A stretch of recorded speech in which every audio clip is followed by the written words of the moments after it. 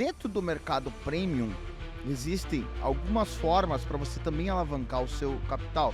90% dos homens mais ricos do mundo fizeram suas fortunas através do mercado imobiliário. Tem muita venda que acontece, muito negócio grande. Os maiores normalmente não vão para a mídia.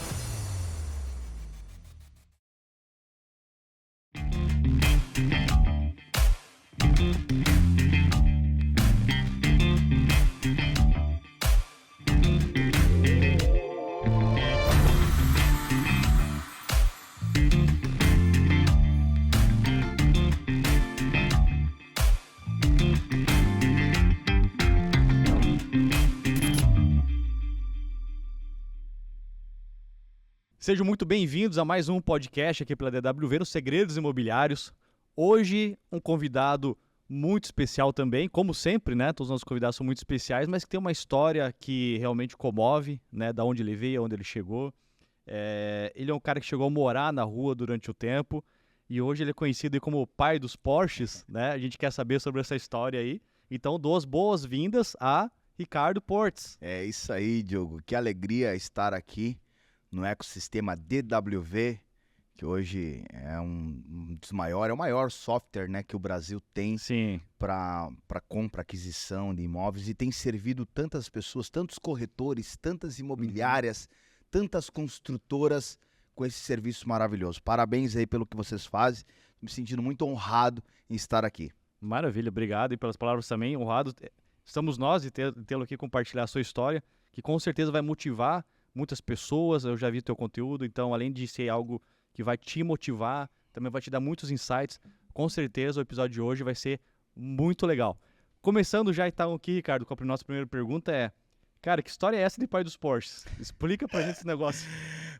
Por acaso você tá dando tá criando o Porsche? Não. Como é que é? Inseminação artificial? Criando o Porsche não, mas a gente precisou criar um branding, né? Como é que funciona? Como é que surgiu essa história do pai dos Porsche? Surgiu simplesmente na necessidade da gente poder se posicionar dentro do mercado que é muito competitivo. Eu comecei a trabalhar dentro de uma loja de carros premium, que hoje é a loja uma das mais conhecidas no Brasil, a Bocamafra Premium. E quando eu cheguei lá, eram 6 vendedores, tudo pitbull, né? Vendedores já com uma carteira de cliente, um mercado extremamente competitivo.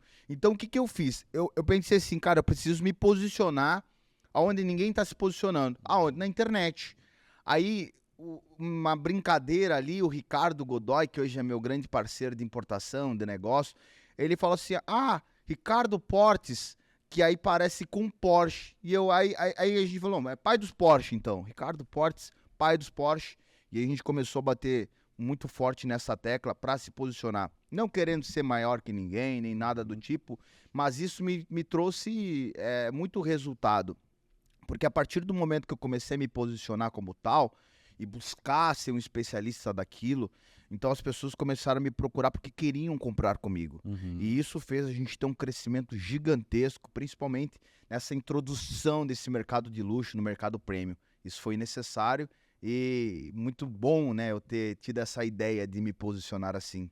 Achei bem legal e uma coisa que eu vi, até estava conversando com o nosso pessoal aqui no backstage, que você, para mim, é um cara, até se confirmou depois, que você é um cara muito marqueteiro e de uma excelente comunicação.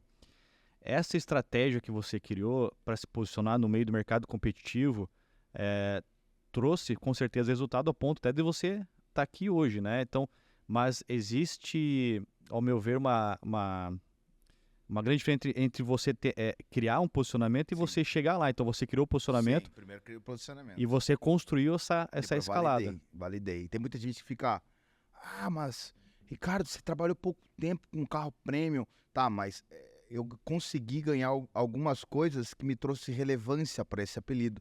Então, a revista Profissionais do Ano da Yumi, eu ganhei um prêmio em 2022 como o maior vendedor de Porsche do Brasil. Legal. Então saí algumas reportagens, dei entrevista para uma grande emissora de televisão tendo esse reconhecimento. Então esse posicionamento forte em um período de 1 ano e meio me trouxe muita relevância e a gente conseguiu validar e carimbar, né, essa etapa, essa fase da nossa vida. e com certeza isso acaba nos trazendo muita autoridade, mas muitas pessoas se incomodam também, né? Tudo que... Ah, sim. Ninguém bate em prego que não... Como é que é aquele Não, ditado lá? prego que não se destaca, né? É, mais ou menos isso. E até aproveitando, né? Eu acredito que o mercado, como você trabalha no mercado de premium, né? De tickets altos, mora aqui em Balneário, acabou te chamando a atenção outros nichos, Isso. né? De mercado. Quais são os outros nichos de produto que você atende hoje? Diogo, assim, ó, a gente é o reflexo das pessoas que a gente anda. Uhum. E quando eu me inseri no mercado premium, no mercado de luxo, eu me inseri de cabeça e comecei a fazer conexões com pessoas que já têm uma experiência muito vasta dentro do mercado do empreendedorismo, empresários, investidores. E eu comecei a estudar esses caras, o que esses caras pensam, como que esses caras pensam, até mesmo para mim conseguir ter uma linguagem parecida com eles. Sentar na mesa e não fazer feio, fazer bonito. E aí eu entendi que para chegar numa escala mais exponencial, existem modelos de negócios diferentes. Então, existem 5 modelos de negócio, ou 5 categorias. O primeiro são os trabalhadores. São os que vendem a hora. O que um trabalhador faz? Ele vai pegar as 8 horas dele por dia, os 28 dias dele do mês, e ele vai vender por um preço, por um salário. Esse é o trabalhador. O segundo é o empreendedor. O empreendedor, ele até pode ser um trabalhador, mas ele empreende. Ele fala assim, cara, se eu tiver a oportunidade de comprar essa xícara aqui e vender ela um pouquinho mais cara ali, fazer um troco aqui, eu consigo. Então o empreendedor, independente da situação, ele está sempre se virando. O terceiro é o empresário. O empresário é o cara que cuida de gestão, de liderança, de pessoas, de processos, de cultura. Esse é o empresário. O quarto cara é o investidor. Então o investidor fala assim, ó, se eu botar meu dinheiro aqui, em quanto tempo vai me retornar e quantos por cento? Quantos por cento de lucro, de rentabilidade eu vou ter empregando, alugando o meu dinheiro aí? É assim que pensa a cabeça do investidor. Como se fosse um banco. É isso. Só que tem o quinto nível. E é esse modelo de negócio que a gente vem trabalhando, estudando para criar aqui dentro desse país incrível que é o Brasil, que são as pessoas que são os cabeças de ecossistema. Quem são esses? São pessoas que estão dentro de um ecossistema, onde dentro desse ecossistema ele tem soluções. Então, exemplo, eu tenho o cara que é um investidor dentro do ecossistema, eu tenho empresas, então eu tenho um empresário. Dentro do ecossistema a gente tem solução financeira. Dentro do ecossistema a gente tem os melhores, nós recrutamos os melhores para quê? Para servir as pessoas que estão dentro do ecossistema. Então um ecossistema, ele se alimenta sozinho. As próprias pessoas que fazem parte daquele ecossistema, elas consomem entre elas, só que elas se indicam e isso traz um crescimento exponencial. Então o modelo de negócio que a gente está trabalhando, apontando hoje, é ecossistema, criação de ecossistema. Legal. Foi aí que você entrou no mercado imobiliário daí? Isso. Como é que eu entrei no mercado imobiliário? Eu comecei a conversar com vários investidores, multimilionários. E aí, onde é que está o teu dinheiro?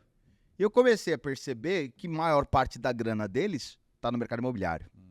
Aí eu fiz uma pesquisa, né, um estudo, e eu entendi, percebi que 90%, pega essa, 90% dos homens mais ricos do mundo fizeram suas fortunas através do mercado imobiliário.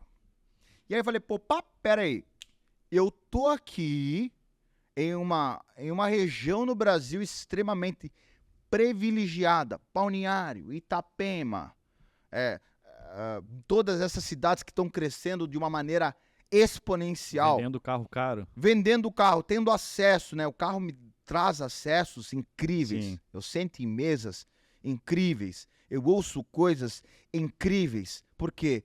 O carro e o posicionamento lá do começo me abre essa porta. Até porque eu acho que é bem diferente você vender o carro imóvel, né? O carro, ele já está atrelado a um sonho muito forte. Normalmente, acredito eu que o comprador é o homem, né? A maior parte. E o cara tá já muito afim daquilo ali, ele vai lá e compra. E no fim das contas, você se torna um viabilizador desse sonho. e você consegue aproveitar essa conexão com o cliente e explorar novos nichos. E olha que legal, falando um pouco de ecossistema. Olha o que a gente tem hoje dentro do ecossistema, que legal. Carro, sinceramente, para o consumidor final, é passivo. Uhum. Passivo. Então, a mente do investidor.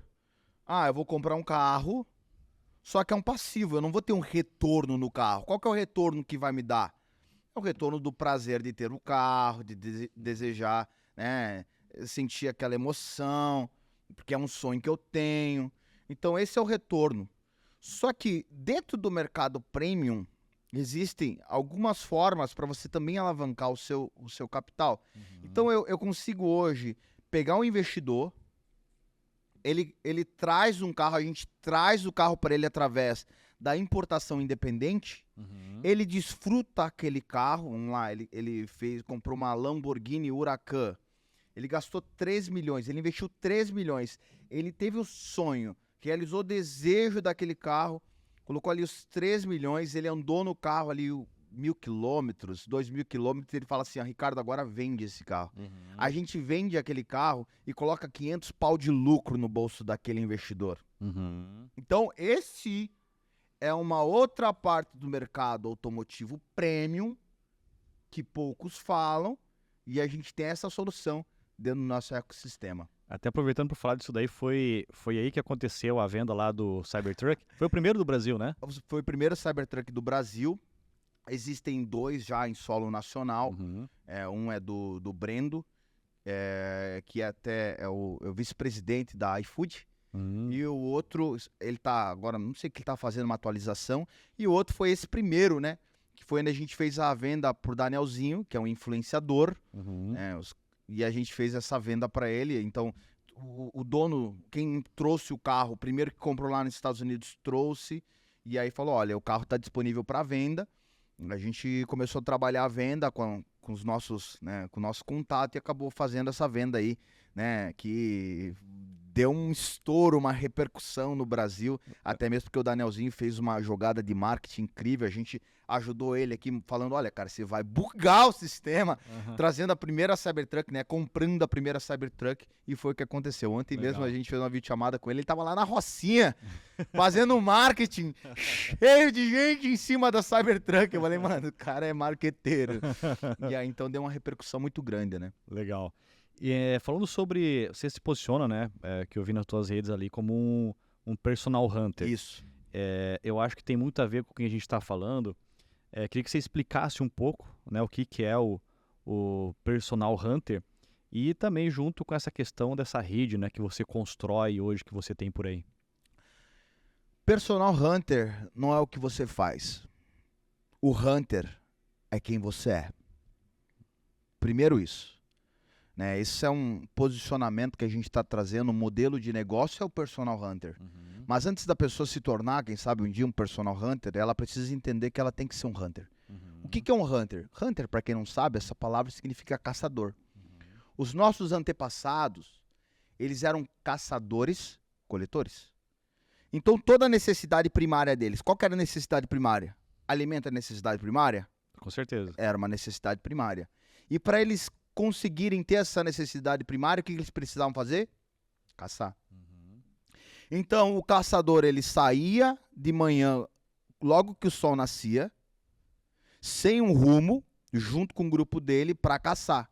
Se ele não caçasse, se ele não trouxesse uma caça, o que acontecia? Eles ficavam sem comida. Sem comida.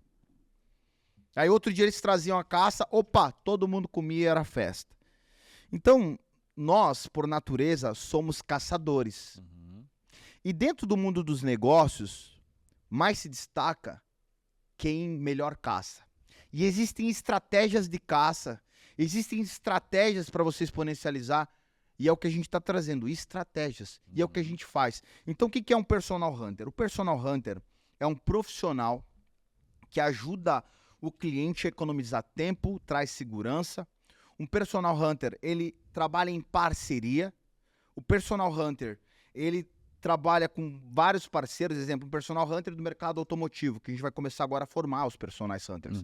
Ele tem vários parceiros, ele tem as lojas, ele tem uma carteira de cliente, onde ele serve aquela carteira de cliente vendo o melhor negócio e ele não tem rabo preso com uma loja. Uma atividade só ali. Com uma loja, exemplo. Vamos supor que ele vai focar só no carro. Ok. Ele tem 20 parceiros, 30 parceiros e mais uma rede de contato. Entendi. Então ele tem um estoque infinito. O Personal Hunter, então, não necessariamente, na minha visão, o que eu entendi é que o Personal Hunter era, por exemplo, você tem acesso a pessoas com poder aquisitivo, e aí o cara fala, eu quero esse carro, você vai lá e compra. Aí o cara fala assim, pô, sabe de algum imóvel aí, frente ao mar? Isso é o que eu faço. Ah, eu quero comprar um Rolex, sei lá, uma coisa Isso. assim, e aí você acaba... Isso. É porque assim, ó, o Personal Hunter, ele pode focar no mercado que ele domina. Se ele tiver condição suficiente de dominar outros mercados, obviamente no mercado imobiliário precisa de Cresci, Sim. né? Então eu trabalhei esse último tempo aí todo em cima do Cresci do Maurício, meu parceiro de negócio imobiliário, ele que toca toda a parte operacional. E agora a Renata tá me chamando lá no Cresci para mim buscar lá, ter que levar meu diploma e não sei o que, já pra parar. Ricardo, você não tem Cresci? Tem, agora só tem que levar lá pra Renata o negócio lá. Mas então nesse tempo a gente tinha, o meu cliente queria o imóvel, tá aqui, ó, Maurício, cuida dessa parte operacional. O investidor, o que ele quer fazer? Então a gente tem um monte de solução. Então eu consigo hoje com o Personal Hunter trazer todos, né, no meu modelo de negócio, trazer muita solução para os meus clientes. Porque eu tenho hoje o Maurício, eu tenho hoje outros parceiros, exemplo, tem mercado de leilão de imóveis também, que é o mercado que a gente tá trazendo, legal. A gente pode trocar uma ideia sobre isso. Vamos falar um pouquinho disso Então aí. eu tenho os melhores dentro do ecossistema, então eu consigo servir. Mas uma pessoa hoje, se ela quer começar a ser personal hunter, se ela quer começar a ser um hunter, primeiro ela tem que entender que hunter é a mentalidade, a forma que você pensa. Aí se ela quer ser um personal, a gente vai fazer agora uma formação hunter. Vai fazer a formação onde a gente vai formar personagens hunters. Legal. E ela pode atuar, quero atuar só no mercado automotivo. Ela consegue atuar só no mercado automotivo e ter uma renda ali de 5 a 6 dígitos por mês. Tranquilo. E assim, ó, qual que é o perfil do teu cliente e como que ele chega até você? Porque se você quer ser um personal hunter, obviamente você tem que ter uma exposição suficiente ou construir uma rede, né? Um network forte, para que essas pessoas acabem te encontrando, né? E como que... Me fala um pouquinho sobre o perfil desse cliente que busca e como que ele chega até você. Hoje dentro da minha carteira de clientes, eu tenho clientes variados. Então eu tenho um investidor, um cara que ele quer um profissional para ele colocar a grana dele, trazer um carro, comprar um carro, e ele é low profile. Esse cara não quer aparecer, não quer que o carro apareça. Ou esse cara fala assim, Ricardão, eu tô com esse carro aqui, eu não quero que apareça. Consegue um cliente? Então tem muita venda que acontece, muito negócio grande. Os maiores normalmente não vão pra mídia. Você sabe que os maiores não estão na Forbes, né? Sim. Porque eu não tô lá. Ele é fera, mano. Então os caras chamam e falam, Ricardão, quero vender. Aí acontecem essas vendas, que são vendas grandes, né, de produtos exclusivaços, só que a gente tem outro público também. Agora a gente tá com os influenciadores.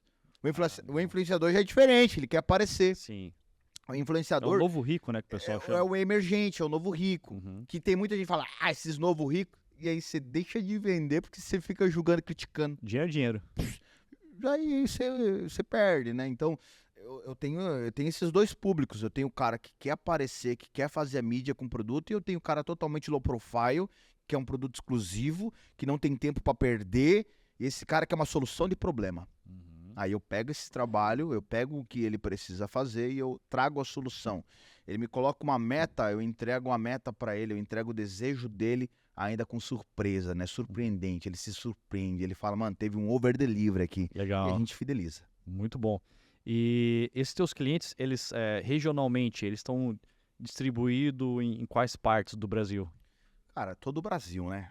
Todo o Brasil. Então a gente tem hoje clientes que têm residência aqui, alguns moram aqui, outros não. São Paulo, Mato Grosso, né? Rio Grande do Sul, Paraná, pro Nordeste também, na Bahia, Olha aí. Fortaleza, Gente, tem cliente em todo o Brasil. O Cybertruck foi pro Rio de Janeiro, né? O Cybertruck foi pro Rio. Ele tá lá no Rio agora. Legal. Lá no Rio. Bacana. E quais são os principais pontos relacionados à comunicação que não pode faltar na hora de prestar esse atendimento de alto padrão que você faz? Boa. Você falou over delivery, né? Acho que Over delivery. é importante a gente trazer esse ponto aí. Jogão, vamos jogar bem reto. Primeiro, a espinha dorsal da venda é a comunicação. Boa. Ah, Ricardo, eu quero ser um hunter. Eu quero vender um Porsche. Eu quero vender os imóveis de milhões. Primeiro você tem que entender que a espinha dorsal que vai te levar à venda é a comunicação. Aí, a comunicação ela é dividida nos 3 Vs. 3 Vs. Quais são os 3 Vs? Visual, verbal e vocal. O que é o visual? Comunicação não verbal. 55% da comunicação é não verbal. Então, a roupa que você está vestindo, as expressões, o jeito que você fala, teus olhos, tudo isso faz parte da comunicação. Ficou romântico não agora. verbal. Esse é teus olhos aí. Esse olhando, aqui, ó. Ele falou olhando pra mim teus olhos. É que esse aqui é o Olhar 47 do Antônio Bandeiras, papai. Segura! Eu até tava com o cabelo do Zorro, mas agora deu uma Pois você tirou o mullet, cara. Ah, mano, tava meio ressecado, eu fiz umas progressivas, aí deu uma ressecada, eu cortei o cabelo hoje, aí tá legal. Boa. Mas então tá, vamos voltar aí. Então, comunicação não verbal, 55% do sucesso da tua comunicação é não verbal. Então, dependendo se tu cruza os braços, se tu tá... Isso aí já vai te colocar numa posição de, o que ele tá escondendo aí? 38, vamos lá, 38% da comunicação é vocal, é o tom de voz. Então, se eu falo mais baixo, ou se eu falo com um tom mais alto, mais agressivo, isso transmite 38%, 35% a 38% da comunicação. E apenas 7% da comunicação são as palavras. Então, as pessoas até se surpreendem. Ah, Ricardo, como assim? Imagina um prato de comida. Arroz, feijão, comunicação não verbal. A carne, a proteína, é a vocal. E ali o tempero, o sal, a pimenta, são as palavras. Então, acho que isso é o primeiro ponto para entender a importância da comunicação. Então, visual, vocal e verbal. Você quer ter sucesso agora, começar a vender produtos de luxo, você tem que se encher, né, de cultura. Para a hora que você for sentar na mesa e conversar sobre algum assunto, você ter assunto para conversar. Sim. Saber se posicionar, não ser tão espalhafatoso, como diz lá no Rio Grande do Sul, também não ficar tão preso. Então, você saber dosar, equilibrar a sua comunicação para você conseguir ser mais persuasivo, interessante, magnético. O que também ajuda muito na comunicação? Carisma. Só que tem detalhe, 50% do carisma é pai e mãe. Primeiro, segundo, você tem, os 14 anos, você desenvolve com o pai e com a mãe. Os outros 50% do carisma, você consegue treinar e desenvolver a partir do treino. Né? Até falando isso aí, quero já pegar esse ponto também que você falou. Você já tinha essa forma de falar, de se expressar, ou você treinou e adquiriu isso? Então, como a gente estava conversando ali mais cedo, né, devido ter morado na rua, passado um monte de coisa que a gente passou, a gente teve que meio que se virar. E eu acho que eu nasci com uma pinta de artista. Então, a gente subia em palco, tocava violão, aí acompanhei vários cantores gospel, pastores, então sempre me virei, sempre gostei do microfone, nunca cantei muito bem, mas sabe aquele cara que pega o microfone e desenrola? É um animador, né? Então a gente só trouxe isso pro que a gente faz. E eu entendo hoje, né, dentro do que é ser um vendedor, porque tudo isso é sobre vendas. Perfeito. A empresa que não vende, ela quebra. Se a Apple não vender, ela quebra. Se a Porsche não vender, ela quebra. Se a DWV não vender, ela quebra. Se Ricardo Portes não vender, se as empresas que ele faz parte não vender, elas quebram. Tem que vender. E a grande questão sobre a venda é o seguinte: quanto mais tu domina a arte da venda, gatilhos mentais, persuasão, né? Quanto mais tu domina essa parte, mais fácil fica para você acessar e conseguir, né, encantar as pessoas. Falando disso aí, qual que é o teu gatilho mental favorito que você vê que você mais usa? Eu acho que hoje eu uso muito a reciprocidade, né? O que é a reciprocidade? Você entrega para a pessoa, você dá o over delivery e a partir daquilo a pessoa fala, mano, eu te dou um presente. Vai lá, te dei um presente. Aí você fica na tua cabeça, putz, o Ricardo me deu um presente, mano. Legal. Parece que eu preciso retribuir ele de alguma maneira. É um ótimo gatilho isso aí. Reciprocidade. Mas assim, eu nem falo muito sobre gatilho mental. Você tem que ser a pessoa. Sim. Claro, para você se tornar um artista dentro das vendas, você tem que aprender as técnicas, começar a implementar. Na medida que você vai implementando, se torna natural. Natural, exato. Algumas pessoas já nascem, né? Com alguns dons mais naturais, né? São as inteligências, né? Isso. Dr. Garner, ele falou sobre as 9 inteligências. Então, tem pessoas que têm facilidade para algo, outras facilidade para uma outra coisa, outras têm inteligência corporal. Então, aí quando tu treina aquilo que tu já tem, já era. Aí entra uma crítica do sistema escolar que a gente vive hoje, totalmente retrógrado e atrasado. Né? Que se tu não tá dentro do padrão, se tu não tá dentro daquilo que o professor colocou, né, que você tem que seguir quadra quadrinho, se tu não te coloca dentro daquele formato, e por isso formação, você é burro, você é ruim, você é incompetente. Então tem muita gente boa que, pelo fato de estar recebendo uma mesma instrução para um grupo específico, né, ou para um grande grupo, ele acaba achando que ele é ruim, porque na verdade ele não está alimentando naquilo que ele é bom. Imagina pegar Neymar, que o pai dele já treinou ele desde cedo para ser um baita jogador. Aí você pega Neymar, que se é um grande jogador, mas quando ele tá ali ascendendo a carreira, você fala, não, você tem que ser bom nisso aqui, você tem que fazer isso, porque senão tu é ruim. Ah, mas eu sou bom nisso. Não, você tem que fazer isso aqui. É isso aqui, para depois tu fazer isso aqui, depois que tu te formar, você faz isso aqui. Então, nós não teríamos a estrela que é Neymar. Boa, legal. Entendeu? E até aproveitar para o nosso público que está assistindo, eu gostaria de pedir para vocês, né, assinarem o nosso canal, curtir, compartilhar, isso é muito importante para a gente, porque isso é que nos motiva cada vez mais a gente continuar com o podcast e trazer conteúdos como esse aqui para vocês, né, de grande qualidade.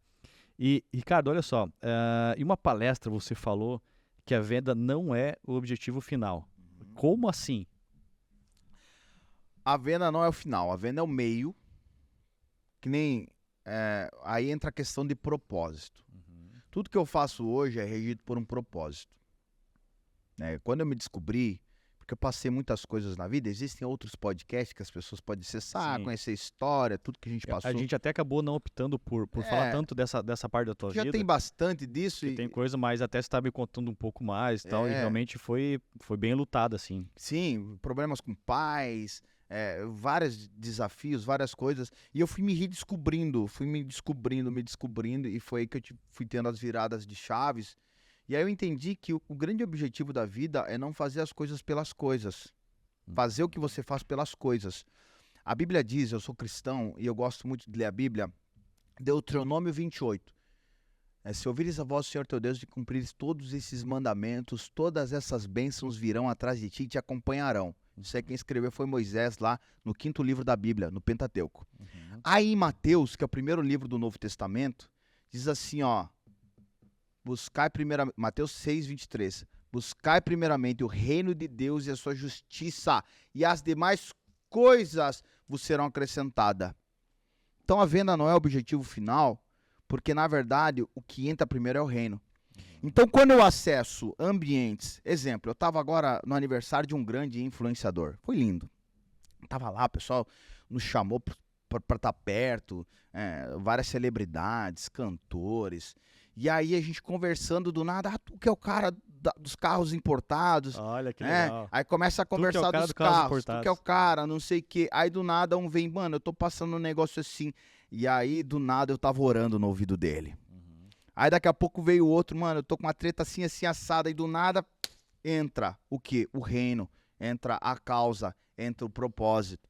Então a venda, o mercado de luxo, o super premium, na verdade, hoje ele é um exponencializador daquilo que Deus tem feito na minha vida, levando essa mensagem mostrando que você tem que organizar sua casa, você tem que deixar de trair sua mulher, você tem que seguir princípios, você tem que seguir valores, você tem que honrar teu pai, honrar tua mãe, liberar esse teu coração que tá cheio de mágoa.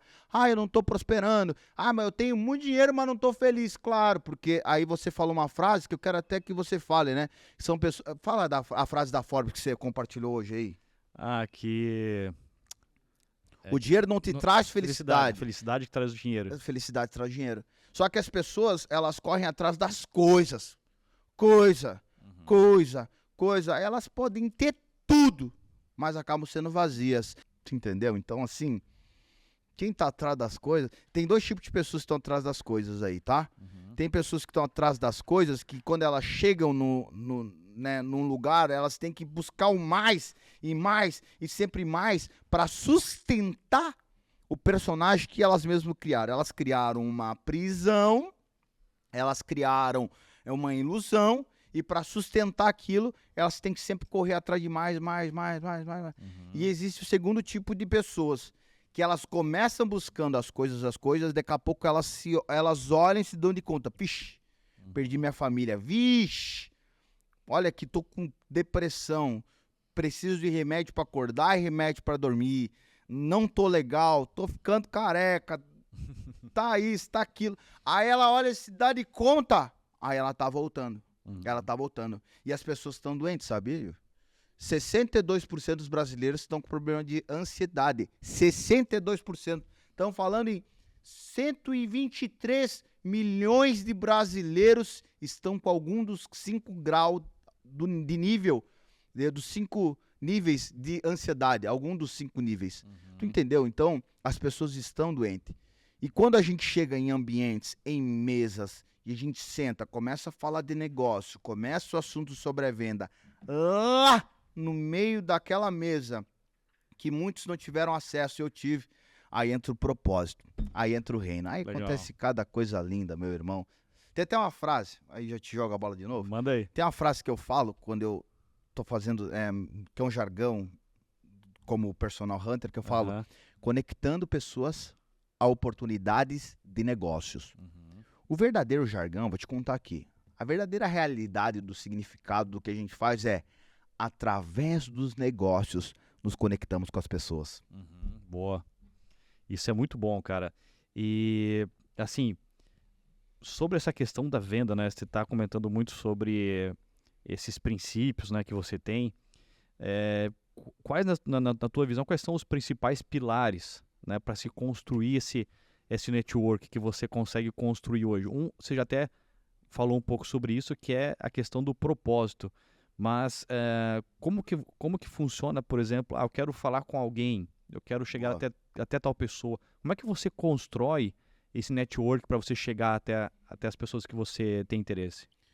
Seja interessante e não interesseiro. Legal. Seja interessante e não interesseiro. Qual que é o problema? Por que as pessoas não conseguem acessar? Porque elas são interesseiras. Só querem pedir. Elas já chegam intencionalmente olhando o lado delas. Por quê? Por causa que as pessoas são egoístas, por causa do ego. Então, antes de você ser interesseiro, você precisa ser muito interessante. Então, você tem que agregar de alguma maneira da vida daquela pessoa. Ou você tem que botar dinheiro no bolso dela. Sim. Ou quando aquela pessoa estiver na tua companhia, ela tem que falar assim, mano, você tem algo tão incrível que você fala que eu paro para te ouvir. Exemplo, imagina o Mário Sérgio Cortella. As pessoas pagariam ou pagam para estar e ouvir ele, Clóvis de Barro, qualquer outro grande pensador brasileiro, as pessoas pagam para ouvir, acessar, elas param para ouvir. Então tu tem que ter um nível de conhecimento muito grande e saber entregar aquilo para você ser interessante, ou você tem que botar dinheiro no bolso da pessoa, ou você tem que trazer algum retorno. E não estou só falando de financeiro, você tem que ser interessante. Aí você vai começar a acessar lugares, pessoas. Só que mesmo assim, se você se mostrar interesseiro, eles vão só te usar e vão te descartar, porque vão te tratar na mesma moeda que você trata elas. Então, se você quer...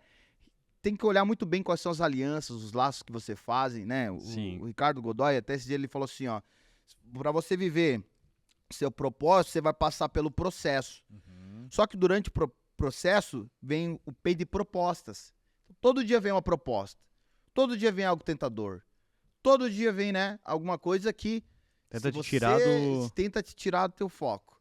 E aí, se você não segue uma vida de princípios, que é o quarto P, você cede para as propostas e nunca chega no propósito. Uhum. Então, você tem que saber as alianças que você vai fazer. Com as alianças certas, você tem que ser interessante. Você tem que ser muito interessante. Uhum. Quanto mais interessante você for, quanto mais interessante você conseguir ser, mais acesso você vai ter. Eu acho até que, como você falou, um dos gatilhos que você mais usa, né, é que você dá um presente, né, para alguém, Reciprocidade. reciprocidade. Casa muito com isso daí, né? Cada um vai acabar utilizando de uma forma, né?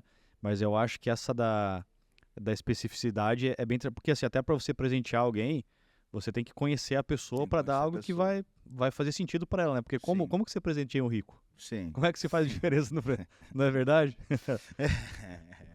Tipo, eu conheço os caras aí que, tipo, se eu fosse pelo valor do que vai entregar, Sim. de preço, né? Mas então você tem que entregar valor. Sim. Porque existe a diferença de preço e valor. Isso, boa. Né? Então você, quer entregar algo, cria um ambiente para aquilo, né? Cria um significado para coisa e vai ter valor.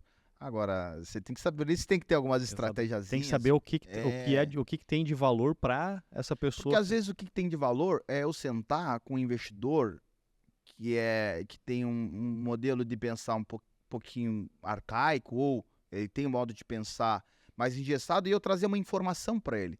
Eu falar, olha aqui o que esse meu outro amigo investidor está fazendo. Ele está pegando aqui o capital dele, olha, eu estou trazendo uma informação. E ele está fazendo dessa forma aqui, e ele está tendo um resultado, esse resultado aqui, ó. Opa, interessante esse ponto de vista. O que é ponto de vista? É a vista de um ponto. Quando você está num ponto diferente, você tem uma visão diferente daquele outro ponto. Então, isso é ponto de vista. Interessante esse ponto de vista. Vamos colocar aqui um capitalzinho de risco de 10 milhões para poder ver como que é essa brincadeira. Então, tu traz uma outra solução para a pessoa, e aí entra o Hunter. Você acaba gerando um retorno para aquela pessoa totalmente diferente. Então, tu gerou valor. Então, tu não chegou pensando, qual que é a minha comissão? Sim. Quanto que eu vou ganhar? Quanto que eu vou lucrar? Porque a maior parte dos corretores, dos vendedores, eles pensam no quanto eles vão ganhar, quanto eles vão lucrar, e tá tudo bem. Só que você tem que entender que se você quer ser acima da média, você tem que entender que os valores que geram na tua vida, o menos precioso é o dinheiro. Muito bom. E até, já entrando nessas diferenças, né? Na tua visão, qual que é a diferença de alto padrão e do luxo?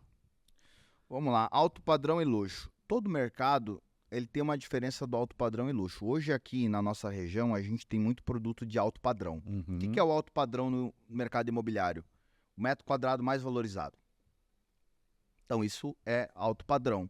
Você está lá no metro quadrado de 30 mil, então é um alto padrão, dependendo da região, né? O que vai diferenciar, mercado imobiliário falando, o luxo do mercado alto padrão? É o acabamento. É o que você tem dentro do empreendimento. E parte também de um número. Mais ou menos no meu cálculo, o luxo vai de 12 milhões.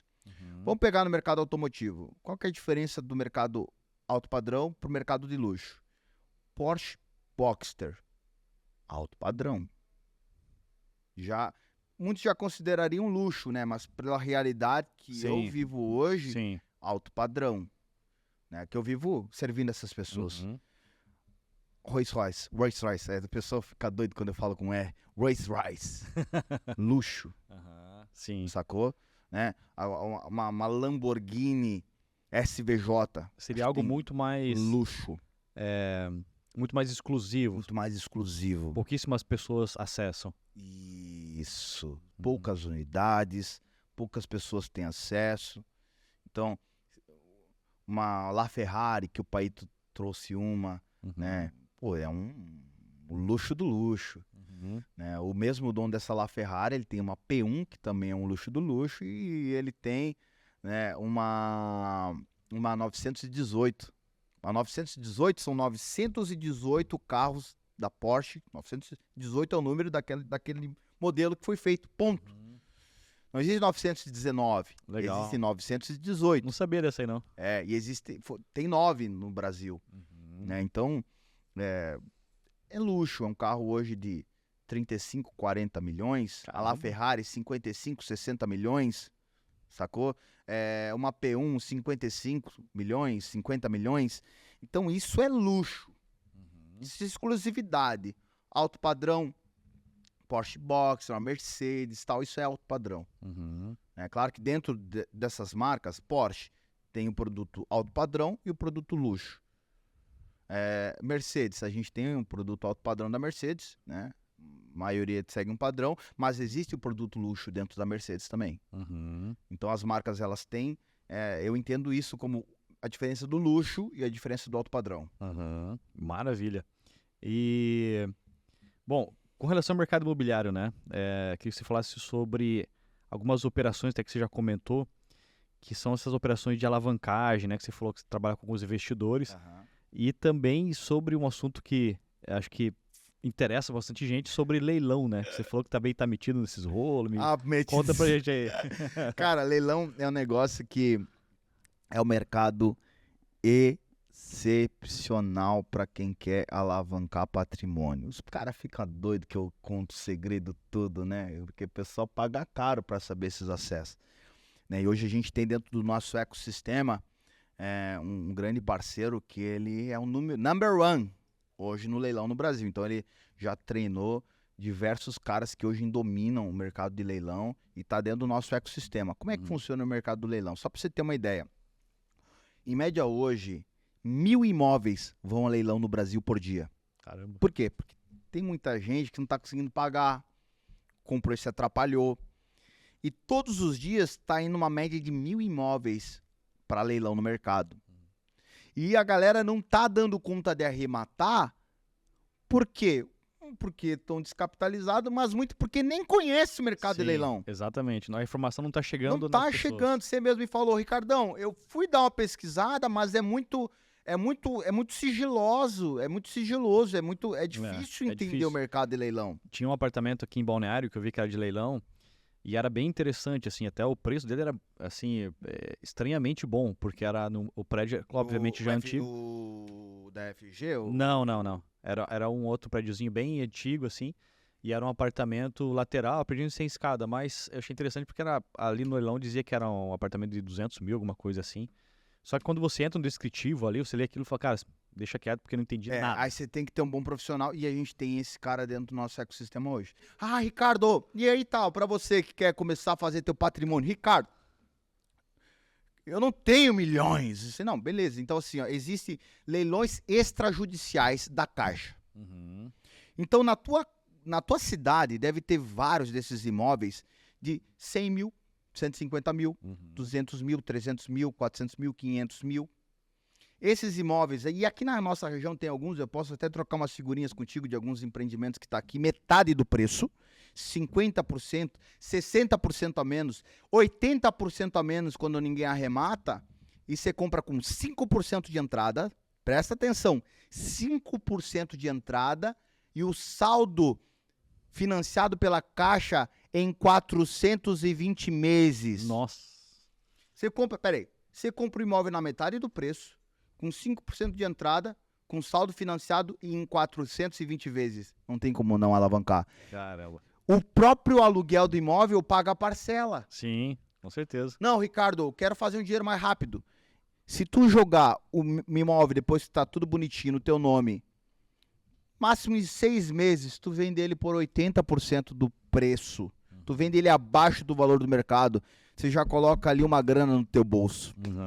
Boa. E todo dia, Diogo, tem muita oportunidade de leilão. Terreno, prédios gigantes, que estão com preço assim, ó, 20% do valor que vale, já alugado.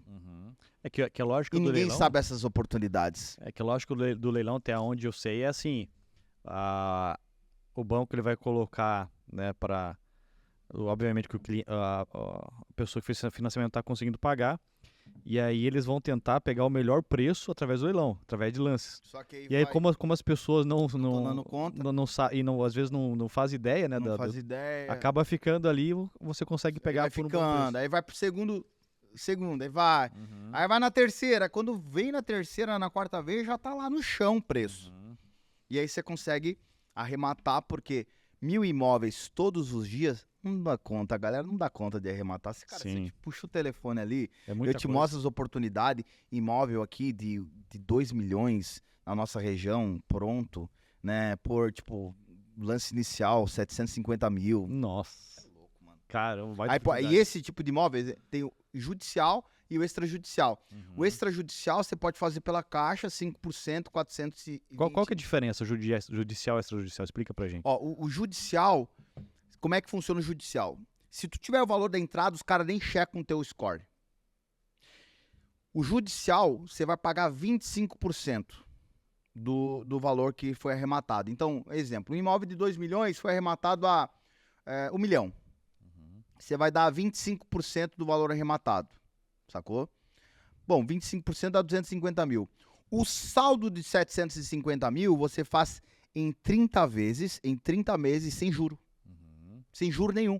Então você paga abaixo do mercado, você dá uma entrada de 25% no imóvel pronto e você parcela em 30 vezes o valor restante.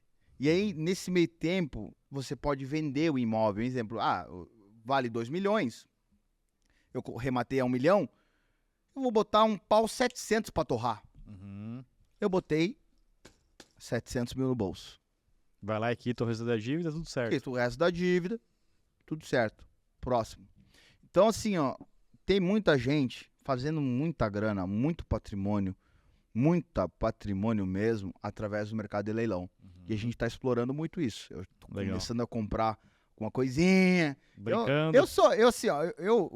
Eu ainda sou peixinho pequeno, mas eu nado com os tubarão, cara. Sim. Então, mesmo você sendo um peixe pequeno, se você nadar com um tubarão, você vai aprender o que o tubarão faz. Logo tu vai comer igual tubarão. Logo você come igual tubarão. Boa. Ricardão, olha só, a gente já tá indo pro final aqui do nosso programa. E a gente tem uma pergunta aqui, que é a última pergunta, né? Como o nome do programa é Segredos Imobiliários, então gostaria de pedir para você, né, passar pra gente algum segredo imobiliário. Olha, eu acabei de soltar um agora, né? Esse do leilão aí, porque as pessoas ainda têm pouco acesso a isso. Sim. Né?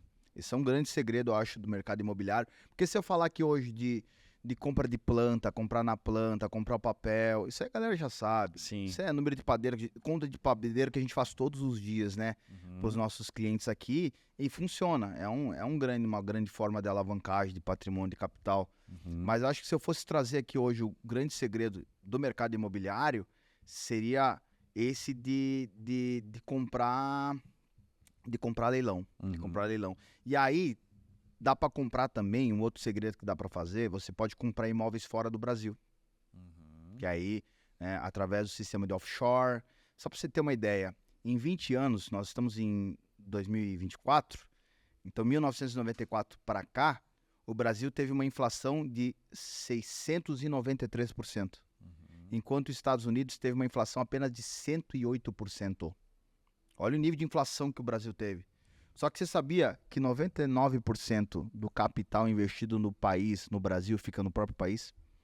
Isso significa que a gente confia demais no nosso país, só que ao mesmo tempo, todos os ovos estão na mesma cestinha. Eu nem era pra estar falando desses negócios, a pessoa fica doido, né? Mas é uma realidade, é pra olhar pra esse lugar.